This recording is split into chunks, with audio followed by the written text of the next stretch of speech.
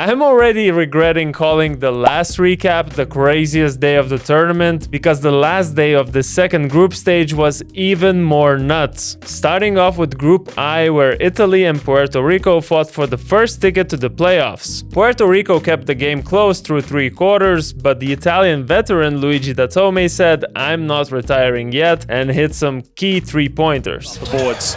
Datome 3 in the corner. Gigi! George called it.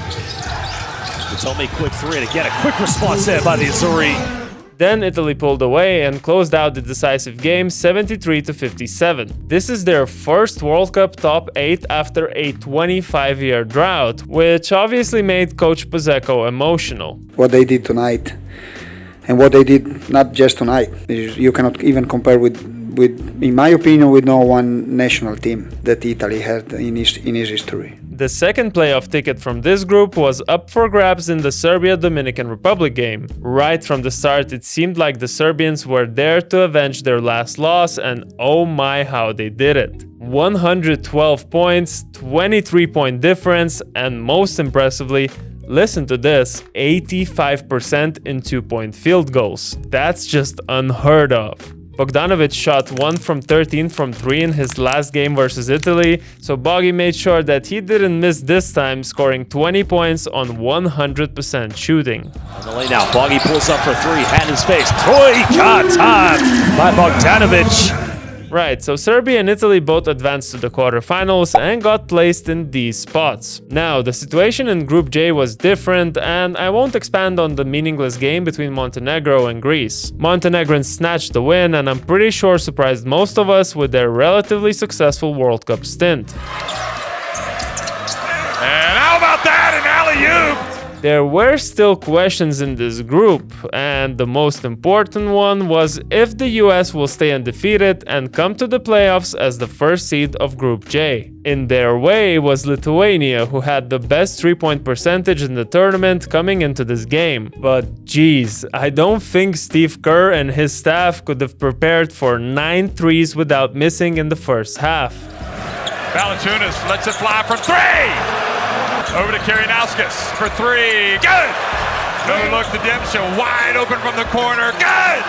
Lithuania are just knocking down one right after the other. The Lithuanians not only won the first quarter 31-12, but also managed to keep a 4 to 6 point distance all throughout the game, handing US their first defeat of the tournament. From the corner is no good, and now Dempsey has it. The wide open floor. He's going to go in for the dunk, and Lithuania have dodged the bullet. They have beaten the USA to clinch first place. What's even crazier to say is that Vaidas Karnauskas became not just the most unlikely hero of the game, posting up Austin Reeves, but also was trolling after the game by wearing Team USA cap.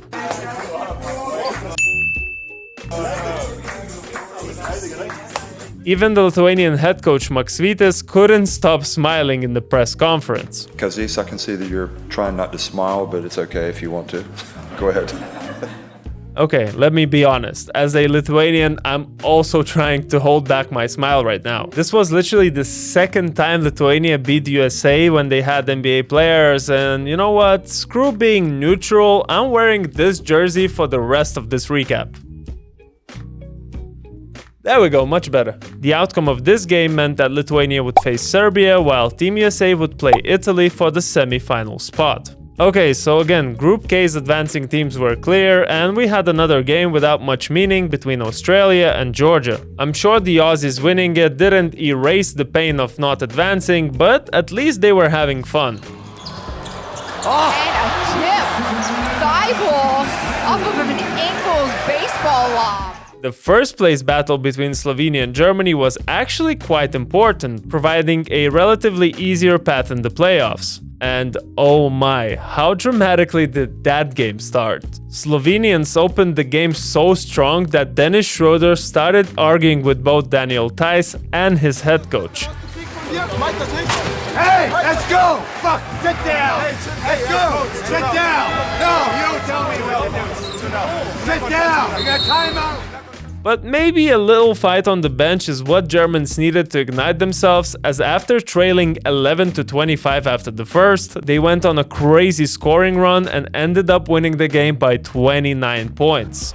nearing expiration. Schroeder changing gears through traffic to his guy Tice.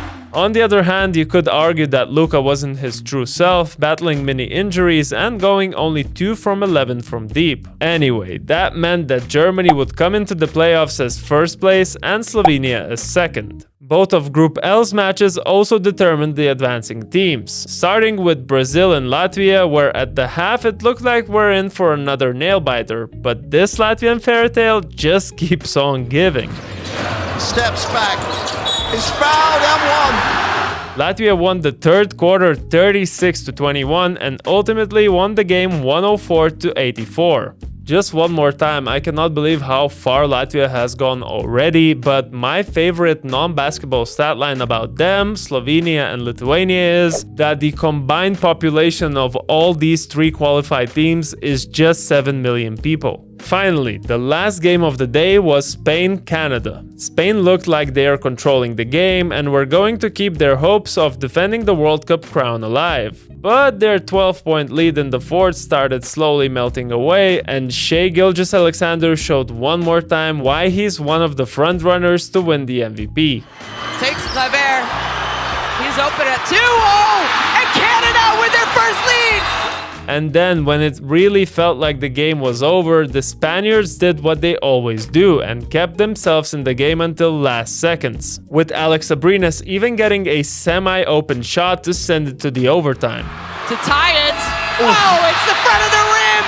Well, Canada, book your tickets, you're going to Manila! So, to wrap it up, all the matchups of the quarterfinals became clear. Latvia matched up with Germany, and then the 2 potential MVPs would battle it out in the Slovenia-Canada game. You might be also wondering why the previously eliminated teams were still playing. Well, they're not only competing for the final standings, but also a spot in the 2024 Olympic Games in Paris. After a difficult victory against Cape Verde, Japan qualified for the Olympics as the best Asian team, while South Sudan easily won against Angola, and their coach, Roy Livy, couldn't believe they're going to Paris. Are you serious? We're going to the Olympics.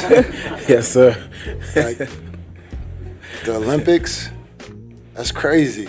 That's crazy, man.